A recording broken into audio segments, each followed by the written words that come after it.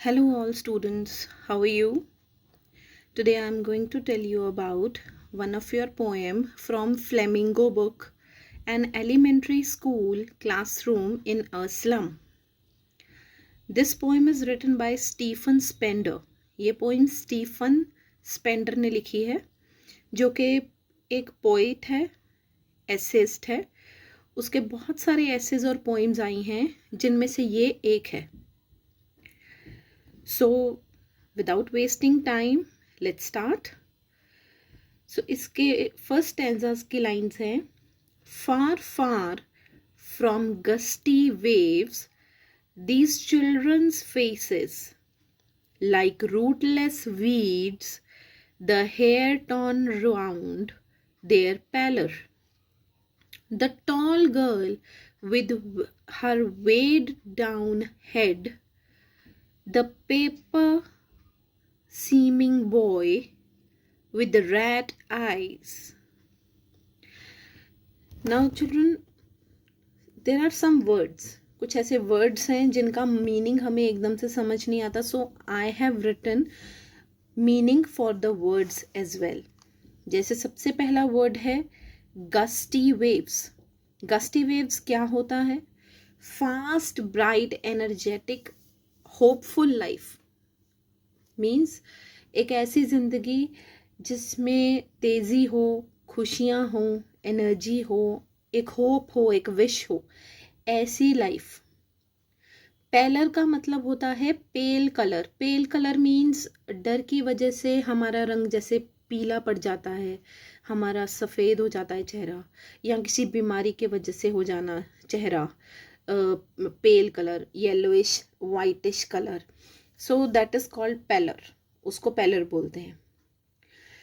Hair का मतलब है रिसीव्स लीगली फ्रॉम पेरेंट्स. कुछ भी हमें जो पेरेंट्स से लीगली मिलता है, जो हम पेरेंट्स से जनरेशन टू जनरेशन इनहेरिट करते हैं, चाहे वो प्रॉपर्टी हो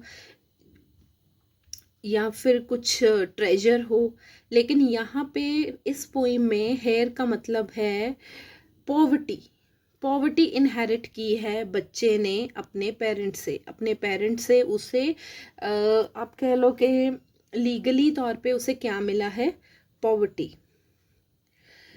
रूटलेस वीड्स का मतलब होता है वेस्टेज. रूटलेस वीड्स क्या होते हैं? जो पौधे होते हैं, हमारे प्लांट्स होते हैं, उनके आसपास छोटी छोटी घास उग जाती है जो हमें चाहिए नहीं होती है. That is unwanted. वो अनवांटेड घास होती है. तो वो जो घास होती है दैट इज कॉल्ड वीड्स. वैसे ही यहाँ पे स्लम के जो बच्चे हैं, slum means poverty line, below poverty line जो किड्स होते हैं, जो झोपड़ियों में रहते हैं, ऐसे बच्चों को रूटलेस वीड्स बताया गया है इस पोइम में. तो अब हम फर्स्ट स्टेंजा के जो लाइंस हैं उनकी सारी समरी देखेंगे. सो लाइंस क्या कहती हैं कि far far from gusty waves these children's faces like rootless weeds the hair torn round their pallor. अब पोइट कहता है कि जो बच्चे हैं यहाँ पे स्लम में रहने वाले जो बच्चे हैं, उनके जो फेसेस हैं वो क्या हैं? डल हैं. उनके जो फेसेस हैं वो डल हैं, मतलब उतरे हुए चेहरे हैं. उनकी जो अपीयरेंस है, मतलब वो जो दिखते हैं, वो ये समझ में आता है उससे कि वो अनवांटेड है.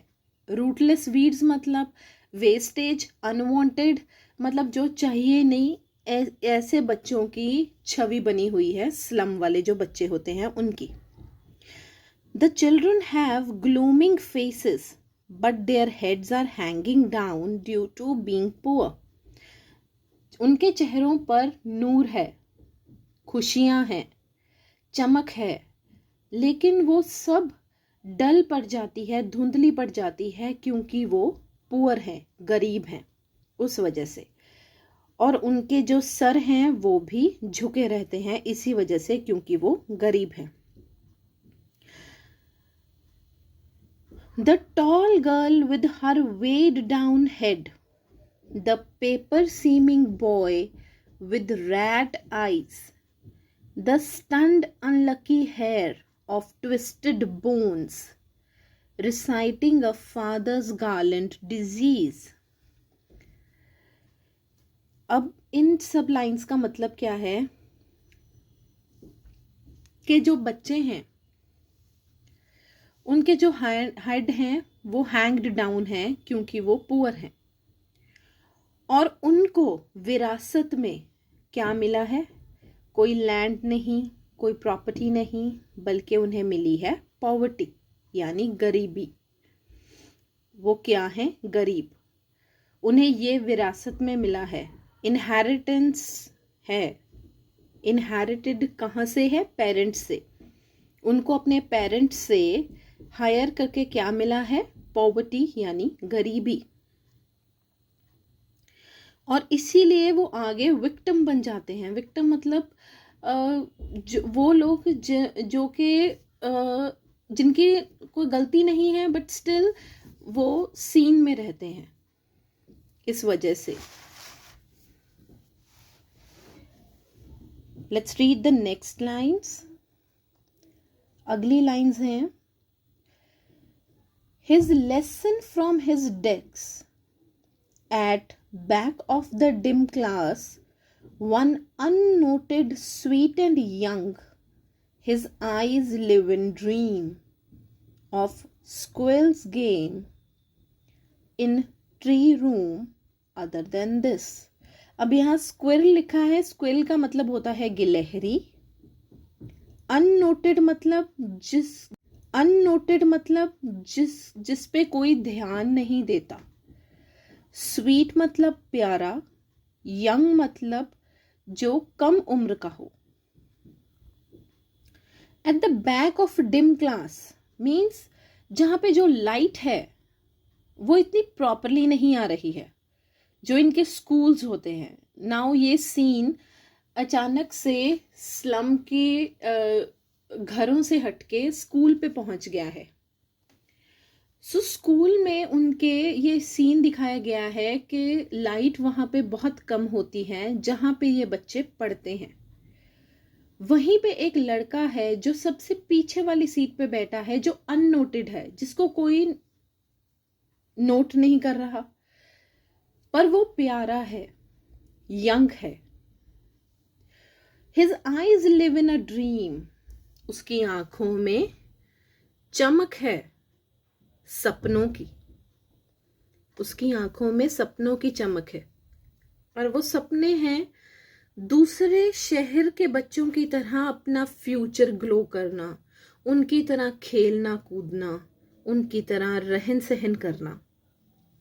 और यही चीज उसे बाकी के क्लास के बच्चों से अलग कर देती है। He becomes different from others sitting in the same room. उसी कमरे में बैठे दूसरे बच्चों से उसे अलग कर देती है। सो ये सारा मैंने आप लोगों को फर्स्ट पैराग्राफ की लाइन समझाई है। आई होप आप लोगों को समझ में आई होंगी। इन केस आपको एनी डिफिकल्टी आती है तो please write in the comment section. I will be happy to solve your issues. Thank you.